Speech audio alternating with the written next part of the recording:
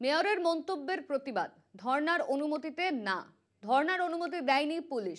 5ই August রানী রাসমণি এভিনিউয়ে ধর্নার আর্জি, 30শে জুলাই ধর্নার অনুমতি চাওয়া হলে পুলিশ সেই অনুমতি দেয়নি।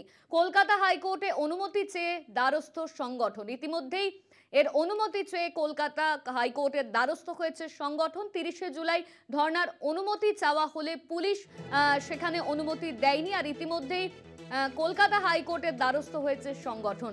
মেয়রের মন্তব্যের প্রতিবাদ, ধর্নার অনুমতিতে না, ধর্নার অনুমতি দেয়নি পুলিশ। 5ই আগস্ট রানী রাসমণি এভিনিউয়ে ধর্নার আর্জি, 30শে জুলাই ধর্নার অনুমতি চাওয়া হলে পুলিশ সেই অনুমতি দেয়নি। কলকাতা হাইকোর্টে অনুমতি চেয়ে দ্বারস্থ হয়েছেন সংগঠন।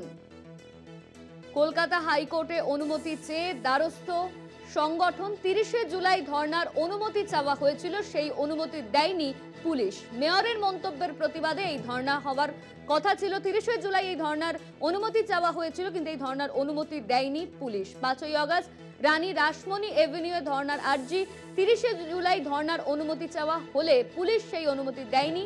কলকাতা হাইকোর্টে অনুমতি চেয়ে দ্বারস্থ হয়েছেন সংগঠন।